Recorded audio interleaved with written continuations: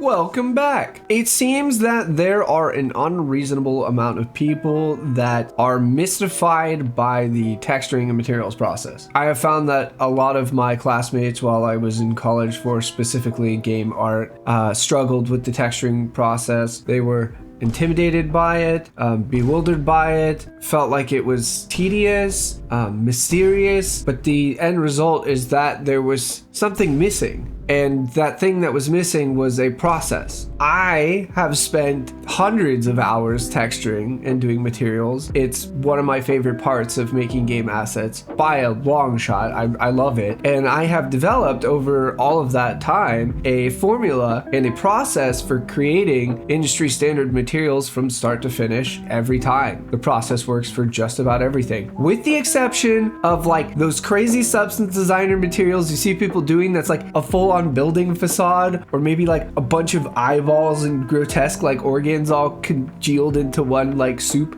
Like we're probably not going to be able to do that in Substance Painter. It's probably possible, but there's no point in doing it. Substance Designer exists, and Substance Designer is also awesome. But for anything else that's not a congealed mass of like organs as soup, we can do it in Substance Painter. So stick around. You're going to learn a process to be able to make anything to industry standard level pretty easily. Here we go.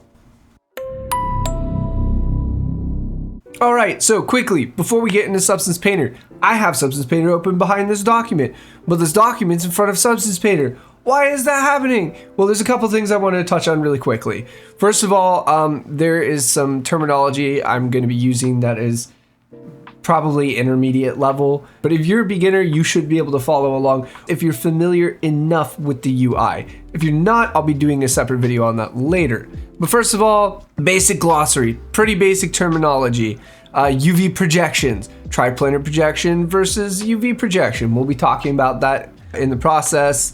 Layer types, how the different layers work, those will come up. Blend modes, it's a whole list of blend modes we're going to be using. I'm not going to get super deep into blend modes during this video, but blend modes are extremely useful to understand. So in the future, I'll be doing a video on blend modes as well. If that's already up, it'll be linked in the description of this video. Let's get started. The first thing we're going to be talking about is reference. Never make a material without an objective reference for what you're making the material of. I actually have this Tamagotchi, this exact one somewhere in my room. It's gone. This model's old. I made this model a long time ago. You can see old me did a very bad thing and screwed up some of the seams on this. I don't know what I was thinking, but this was a reckless decision and probably a really bad one, and someone should have scolded me for it. No, actually, I'm pretty sure these buttons were emissive. You weren't gonna see this anyway, but we're gonna ignore this because I think it'd be fun to work on a real model rather than a material ball. So while this is an older model, it should be good enough for the purposes of what we're doing. So we're gonna take this model and we're gonna go through the process step by step, not to create this model because that would take a long time. Instead, we're just gonna take this existing model and make a version of it that is a sun-bleached old crusty plastic that I have in this formula document. Here in this formula document, I created a really sun-bleached, old, decrepit, moldy looking, there's actually no mold in it, old, again, looking sun-bleached plastic. I thought it would be fun, instead of making a sun-bleached plastic on a material ball, to make a sun-bleached plastic on a Tamagotchi. So imagine you left your Tamagotchi out on your windowsill for 10 years. What would it look like? Probably like this. So we're gonna do this to the Tamagotchi in this tutorial, step by step, using the formula for creating perfect PBR materials. All right. Sick, cool, awesome. Your first step should always be to gather reference. The more specific your reference can get, the better. The more detail your reference has for materials, the better. Having like a low 400 pixel image of your subject matter that you can't zoom in on and see what the textures are like, bad. If you can actually have the thing in real life, like pliers, I'm gonna texture pliers. Well, that's infinitely better than using a picture, but it can be good either way. So I'm going to pull up a old looking plasticky thing. Now this is a entirely different kind of plastic than a Tamagotchi would ever be made out of. So this is bad reference, but I'm going to use it regardless because I think it would be fun for this project, and I don't have an art director telling me not to.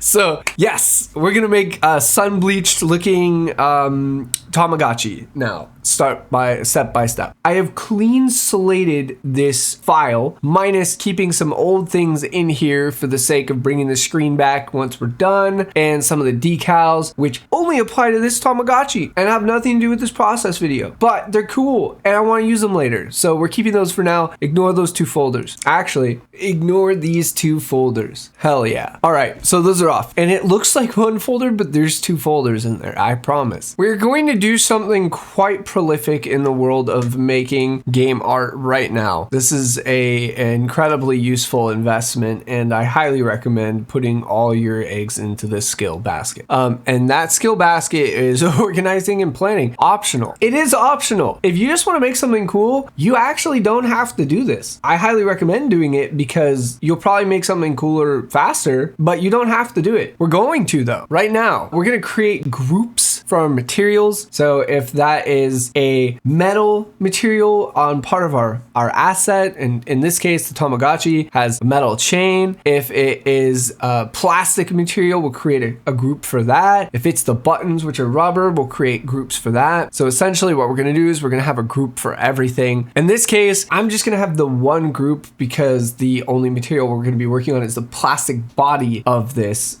toy. That material is going to look like this. Create a group, and not in the, ignore these 2 folders, not there, stop doing that. This group is going to be called Sun Bleached Plastic. And within the sun bleached plastic, bro, please stop doing that. We're gonna have 2 more materials. Looking at our reference, we can see 2 things here. There is the sort of old plastic that is maybe aged out, but it's not necessarily horrifically sun bleached. I would classify that as a separate material. What I mean is we're going to construct this material that is not as damaged, and then we're gonna construct another version of the material that's horrifically damaged, which is like this, where it's all dusty, covered in maybe some mud, dirt, and very sun bleached. And we're going to layer those materials using masks later on. So we're gonna have old plastic, very sun bleached plastic.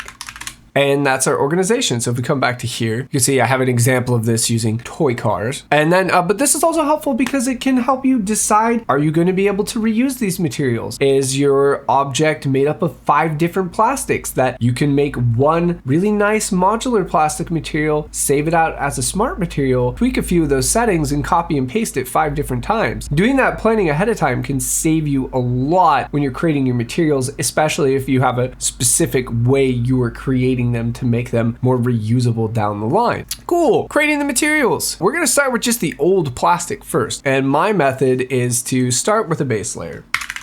This base layer has the basic material channels you'll need turned on for the material. These are all extra channels. Don't worry about them. I'm turning them all off for now. The ones you should have in your project will likely be color, height, roughness, metal, and normal map. You can ignore anything else in your file, or if you don't need them, you can add and remove channels here. I'll go into channels later on, not in this video, because there's a lot to know about them. But first of all, we'll turn off everything that this specific material is going to use right now. I'm not going to be using normal maps. I'm not going to be manipulating normal maps. I'm going to be using height maps and converting them to normal maps when I export the project later. So I'm not going to be personally manipulating normal maps, which is something you can do in Substance Painter. I'm also not going to be making a metal material. So I'm going to disable the metal channel. The main channels we're left with are color, height, and roughness. We're going to get these as close as we can to the average of our material as possible when starting out, with the exception of roughness. Height we leave for a reason we will revisit later on, but we're not going to be touching it just yet. So color, I'm going to take the average color of our material, which for me is probably something like this. Cool thing about Substance Painter, you can color pick outside of the Substance Painter application, which is awesome. So this is the base color I'm looking at. The way I start off with roughness is I will make the roughness either 0 or 1 on the base material, depending on what is closer to the original state of the object or its current state visually. If the object is more shiny, I'm going to make the roughness 0 and make the object fully shiny. If the object is naturally a bit rougher, I'm going to set it to 100% rough and leave it there. The reason I do that is because we will be adding roughness variation layers later on, and we'll turn them the complete opposite direction so that we get the full spectrum of roughness on our model while we're manipulating the roughness. Later on, we'll come back and we'll bring this roughness much more in line with our final material goal.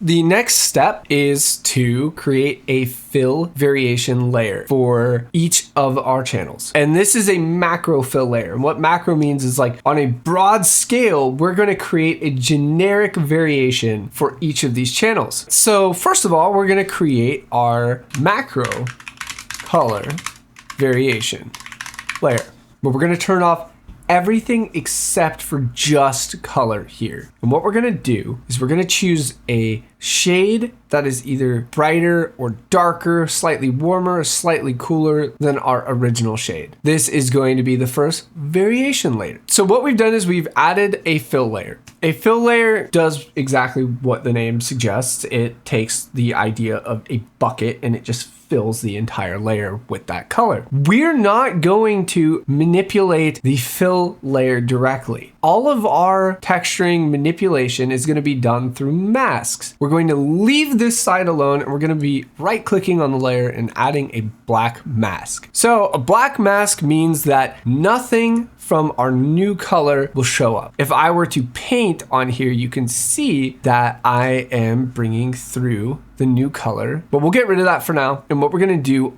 on this black mask is we're going to add another fill layer. This fill layer defaults to gray. So right now what this is doing is it's making our new color come through at like a 50% opacity, which is what 50% gray does. We're gonna come in here, we're gonna find a texture or a grunge texture, and you can either go into your resources by clicking on this grayscale and find a texture there, or you can browse any of the ones inside Substance Painter. They have all their textures built in. I like to, when we're starting out, we're working broad, use clouds, because this needs to be fairly broad, fairly generic, and fairly neutral. Let's make this color more dramatic, just so we can see it a little bit better. Wonderful. Now, quickly, before we move on, there's UV projection and triplanar projection. What that means is, oh boy, I haven't seen these UVs yet. What are we looking at here? I've seen better. I've seen way better. By using UV projection, our cloud texture is being essentially overlaid on top of this UV square so that we'll get seams and discontinuation of the cloud texture where one of these little UV islands ends. And that's probably okay for some assets. The nice thing about that is if you weren't using clouds, instead you were using something like wood. All right, so all of our grain is aligned with the UVs. You know, you can see on these buttons are turned in the UV map, and so the grain itself isn't aligned with everything else. UV projection could be really helpful because if you are working on something like a wooden table, you can align all of your UV islands in a way that your wood grain would all be rotated correctly before starting out. The other option is triplanar projection. What triplanar projection does is you can see here we have a square. We have one version of our texture on this face of the square, one version of our texture on like this face of the square, this back one, and another texture on like the top face of the square. And those textures are projected from top down, right side, and forward to back onto the 3D model. This can be really helpful for making procedural materials or smart materials that we're going to reuse over and over again, because our UVs might not always be specifically aligned. But the convenient thing about this is because it's working in 3D space, all of our seams and all of the texture will have continuity in 3D space, and we won't have to worry about our seams and we won't have to worry about our UV alignments very much. So they both have completely different purposes, because I believe if we do this, roughness, see that these textures no longer align. You might want that, you might not, but it's good to be aware of before we get into this project. I'm going to change it to triplanar projection, and we're going to change this back to clouds. Cool. All right, so we'll add a new fill layer, macro roughness variation. And we're going to do the same thing. We're going to turn off every channel that's not roughness.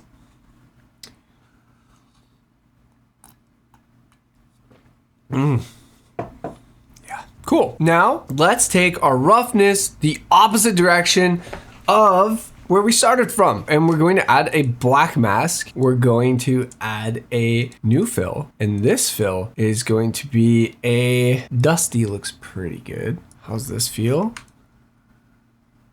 It's a little bit specific. What we'll do is we'll add a filter, and we will blur the map underneath it so that our roughness isn't as specific as it is up here. Or you can just use clouds again. That's fine too. You can just view your roughness by clicking on the roughness channel. I don't like working this way because I like to see everything I'm doing in context. Right now, the dark areas are shinier and the light areas are a lot rougher. I find it useful to just look at the object. Does it feel right? There we go. There's our first roughness variation. We're gonna leave it at that, and we're gonna move on to the next layer. Macro height variation. Okay, turning everything off except for height. Now on a plastic like this, you're gonna have a little bit of wobble, a light amount of wobble. Something like a purlin noise would be awesome. We'll go back to here. You're not actually gonna see, if I turn off color, you'll see that nothing has happened because I haven't changed the height layer. So what we're gonna do is we could turn on color just to see what's gonna be high and what's gonna be low. If we increase it a ton, you can see where there's white, which is the color, it gets a little bit higher. So we're gonna increase the height a little bit. It's gonna make this surface a little wibbly, a little wobbly, a little decrepit, a little closer to, I left this guy on my windowsill for 14 years straight. A quick note on metal materials. If you're working on something metallic, like an iron, for example, you're just doing like an iron crowbar, we're not going to have a macro variation on the metal channel because, and this is a nuanced conversation, so put on your nuanced conversation hats. Metal is either metallic or dielectric. What you're gonna have for a metallic material is either 100% metallic or 0% metallic. This does not mean that your textures and your materials will not have a grayscale value reaching from 0 to 100. I've been told in the past that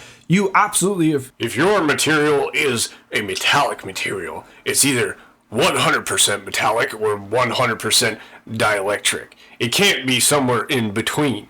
And it's like, yeah, sure, but we're doing game assets. And there are things that are in between that exist on a single material, like paint on metal. The paint itself is probably not metallic. It's probably 0% metallic paint. Some paints even have metal flakes in them. So you're gonna have like a little bit of metally look and a little bit of non-metally look. It happens.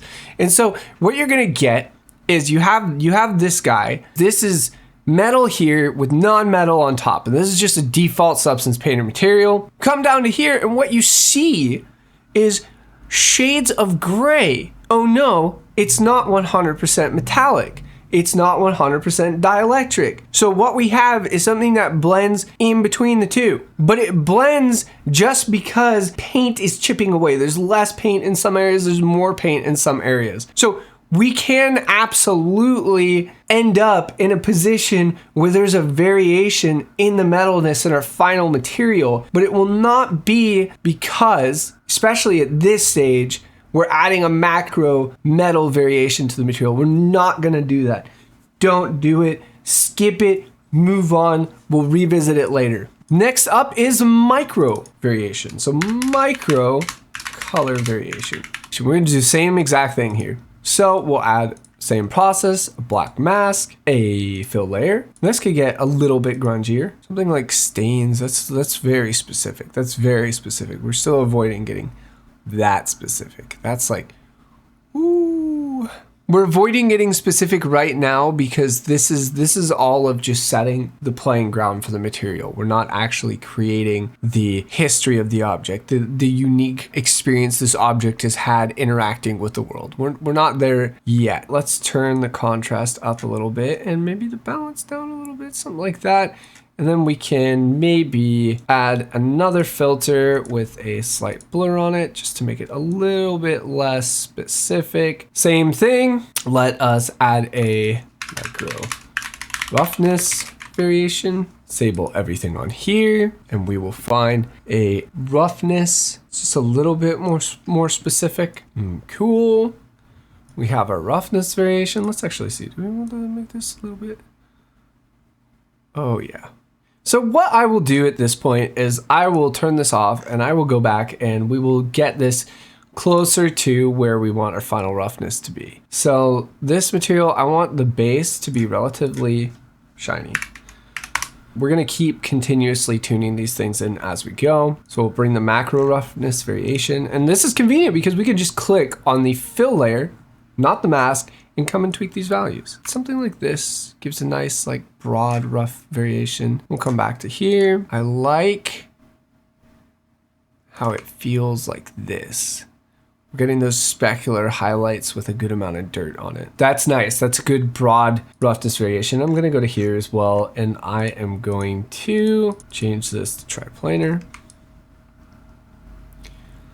Good stuff. And now we're gonna do height variation.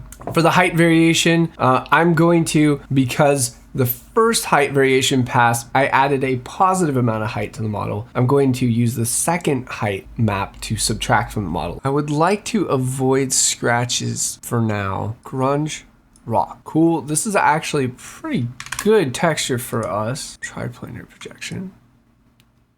We're gonna turn down the balance.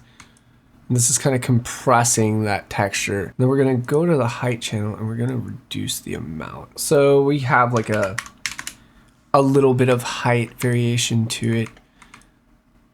Feels a little bit more decrepit, a little bit old. So we've created generic variation layers for each of our major channels. And before we get into specific details, we're going to now add two new layers. The generic ambient occlusion, so we'll call this macro AO. Ambient occlusion is kind of the crevices, the shaded areas of an object. It's the point where between both of my fingers, there's like, or both of my hands, it gets dark. That's ambient occlusion. So what we're doing right now is we're going to be adjusting our ambient occlusion areas. Typically what that means is using a much darker variation of our main color. So this works for us for now. And on a plastic, the ambient occlusion is going to be maybe oftentimes less interacted with. It's going to have less exposure to the environment, so it'll probably be a bit newer feeling in general. We're going to add another black mask. We're going to add a generator. Generators are going to allow us to use ambient occlusion. Ambient occlusion will mask our model based off of that ambient occlusion. Right now it's doing the opposite of what we want. It's excluding the ambient areas and we want it to include those ambient areas. And then I'm going to turn down the opacity of this color channel. If you want to turn down the roughness amount so it's not so dramatic, we can do it by changing the layer type to roughness. And then if you turn this down, it will no longer influence the roughness. I'm gonna go back to here. And I don't like how uniformly ambient occlusion this is. So I'm going to add a fill layer. And in this fill layer, we're gonna grab a generic kind of patchy noise. It's not too important which one it is. Grunge map, perfect. And we are going to subtract this from our AO. And the subtraction just means this map is getting removed from the ambient occlusion. Great, so this is the macro AO. We can move on to the macro curvature. All right, and for the macro curvature, I'm gonna be using the same two channels, so we're just gonna be touching roughness and color. Curvature usually is an area that can be more exposed to the elements. It can be scuffed up, it can be hit more often. I like the idea of making it rougher and a little bit lighter, and we will add a generator curvature. If you want, you can choose which size and how much of each curvature. You can, in both of these generators, add textures, and you can apply the texture in here instead. For the sake of clarity, I'm not going to do that. I'm going to add a new fill layer. I like how this looks, and we can turn down the amount it's subtracting so it's not so aggressive. That feels pretty good. I've just had myself a wee break. Or maybe a wee break. No one really knows.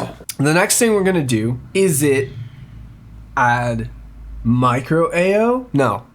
Micro AO is not that important actually. Oftentimes the ambient occlusion, I'm using it as a fake shadowing, so I'm kind of supplementing for lighting. If you have like excessive ambient occlusion, it's going to be either one of the categories of either dirt, grime, grease, oil, dust, mud, something like that. It's actually a separate material we will fill the kind of cavities of our mesh with later on. But we can do a micro curvature layer, and the micro curvature layer is one of the early damage layers. We will add a new curvature layer, and this is going to be on the edges where things have taken some hits over time. Maybe they've gotten scratched, maybe they've dropped onto the floor, some kid chewed on it, who knows? And this is going to be a curvature generator. So the purpose of this curvature generator is to only target the curvature that would likely be exposed to the elements the most. So this is going to get a fill layer. I've decided on using a fractal sum. We're going to reduce a little bit because we're not doing like super hardcore edge damage just yet. So all we've done here is we've kind of scuffed up the edges of the model a little bit. Okay, before we move on, now we're going to go back through our material and we're going to tweak it until we feel like it's representative of a very generic version of our final goal.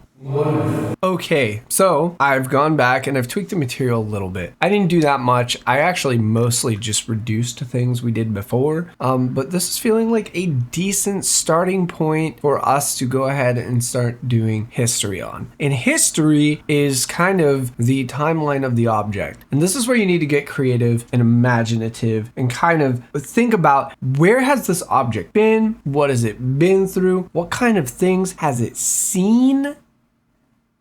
Are they illegal? We don't know. You have to imagine those things. You don't have to imagine those things. Definitely don't imagine those things. You need to get creative here and really nail down the history of this object. I'm going to do it all in one and create a new layer, and we'll just call this history, macro history. And this will have all of our major channels on. I'm going to choose a nice fresh red that represents a interior of this plastic, what the inside of the plastic would look like if we removed some of that junk on top of it. I'm going to bring down the height because we're going to scratch this guy up, and I'm going to make it a little bit shiny because of how I want the scratches to behave. So on this macro history channel, we'll add a black mask, add a fill to it. Now we finally get to start adding some scratches. I'm going to use a grunge scratches rough. This is good. Wonderful.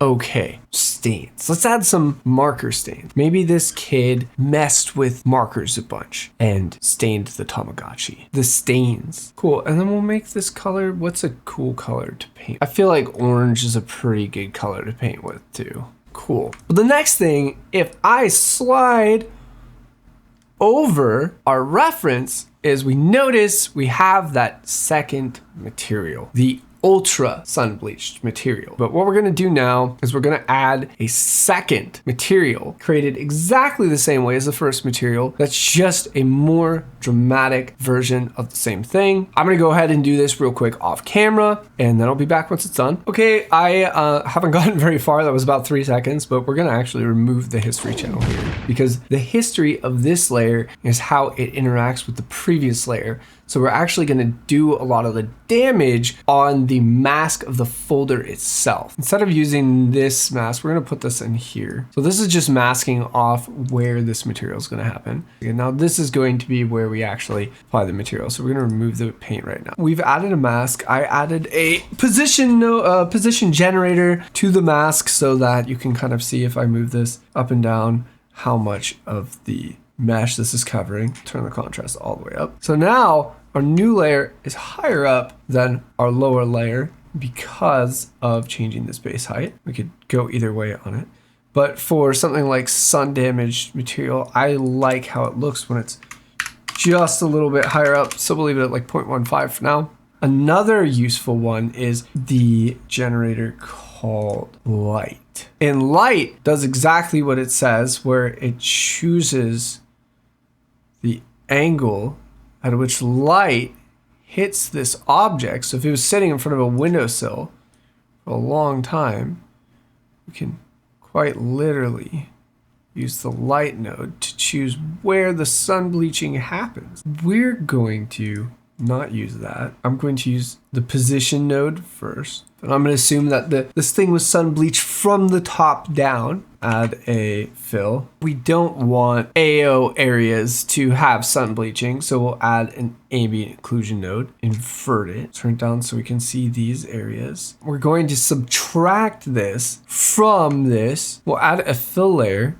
and this time we'll use fairly aggressive grunge. A grunge with a lot of contrast specifically. Something like concrete spots can work for us. Cool, I think that looks pretty good. Now we'll add a fill and we can add something like a scratch map and we will subtract it from this. So that's like, I imagine when I was a kid, I'd just drag my nails through sun bleach looking plastic because that was just fun to do. Turn down the quantity of them and we make them a bit wider. Dragging your nails through these guys. Oh yeah, some double scratches. Give a different seed until we find something that looks visually appealing. I kind of like this. Let's get a sharpen going on here. Crunch the intensity of this just even a little bit more.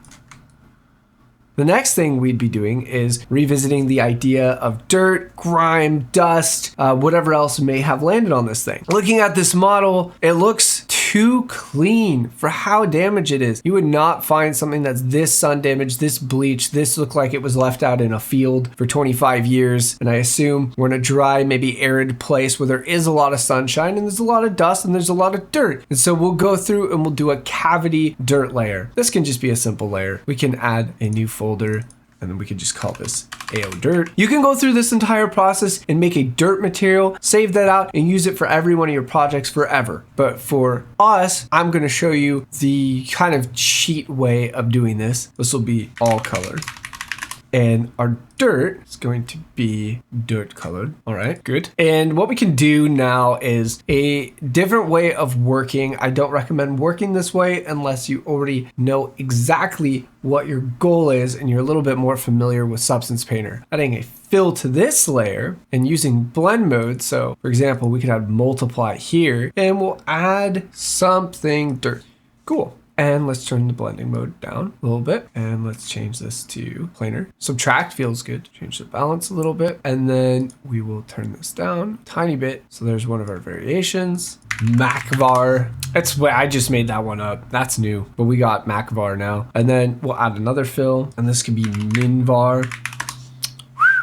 Some good stuff. And again, while you're learning, I recommend splitting out the layers. It's a little bit easier to understand, especially with the Substance Painter UI being the way it is. This gives you a little bit less control depending on the situation. For some things, it's just fine. So let's try overlay. I like to get things that change the color as well. So that's very nice. Great. And then we will all height. I can't type a capital H. Yippee. Okay, do the same thing. We can do the same height mask, triplanar. Because we're adding the texture directly to the height channel, we're using a huge range of the height channel, which is honestly way too intense. You're gonna decrease this by going to here, height channel, and then you decrease the intensity of this one. Good, and we'll add one more fill. We'll get some dirt, change it to triplanar, increase the tiling amount, let's mess with the blend mode a little bit. I like having a dirt that is clipped at the top. Bring this down, and that feels relatively decent. Nice. All right, and then we will do our roughness as well. We'll do all roughness. This is gonna be our default roughness for dirt, which is going to be very rough. Add some of these dirts, Triplanar, that looks fine as it is. Cool, we will add one more fill. So we'll drop this in here. Make sure that these are on add. We're adding this to this material. All we've done is we've combined exactly what we did the first pass with the color materials. You get less control this way because you can't add a bunch of fills in specific masks as easily. It can get really crowded and it can be easy to lose track of what's doing what. I don't expect this material will look good by itself, which is why I'm not too worried about it being very simplified. This is a pretty complicated mask, right, with these scratches. But you know, I want the dirt to interact with these scratches, but these scratches aren't baked into my high poly model. So what I'm going to do is I'm going to add an anchor point. And this anchor point is the very sun bleached mask. And we're going to be able to use this anchor point as a starting point for a black mask for this asset. I've made a mistake. This mask should be here. And we don't actually need this mask at all on this layer. We can actually pull this guy back out. We don't need this. I forgot these were in their own folder already because we planned well. So what we'll do is we'll add a fill, and in this fill, we're going to grab our anchor point. So now our dirt is able to access the mask from our sun bleach. We actually want the opposite of this. So we're filling in those other areas, but we don't really want it to fill in the whole thing. We want it to fill in an area somewhere between these edges, like just in the gap. So we have this mask, right? It's filled in here. We're going to add a filter. We're going to add a bevel to this filter. So what this is going to do is it's going to increase the spread of this dirt until it's a little bit larger. We'll duplicate this effect. We'll bring it above it. So this is the smaller version, and we're going to subtract this version from the new version. I think wait, do we? We want the inverse of that. Right, good. So now we have dirt kind of on the edges of where our stuff is happening. You could increase the bevel, kind of get more or less dirt, which is pretty cool. So that looks nice. I actually think this looks pretty damn solid. So there's some dirt in this guy. It's kind of stuck around where the plastic's a bit sticky, but no, it's not too intense overall. Cool, so I'm going to do the rest of the model real quick, the same exact way, and then we should be good to go. All right, so I've done some refining of the materials minus the glass and screen because, and we have officially done crimes to this poor Tamagotchi. As you can see, he is sad. And if we rotate him, he is still sad. So basically, I went through and I did what you would. And you take your material, you remove the mask, you right click it, you create smart material, which means you can access it from your smart materials. And then I made variation of that material for this, and then took the decals and I used that anchor mask we created earlier for our height data, and I used it to scratch some of the paint out of our decals that I had made prior. And now we have just a really depressed, sad looking Tamagotchi. This metal is same thing. We could go into metals more in a future episode. My poor guy has been destroyed. We have successfully made a very old looking sun bleached plastic using a very simple, straightforward process. If this video was helpful, I would greatly appreciate it if you can let me know in the comments section or leave a like. And if you want more content like this in the future, feel free to subscribe to my channel. I'll be doing much more content like this. Blender, Substance Painter, Substance Designer, or any of those softwares. I'd be glad to make videos on those topics as well. I hope you enjoyed this poor decimation of a sad little Tamagotchi, and you learned something and enjoyed the process. And I will see you next time. Have a good one. Peace.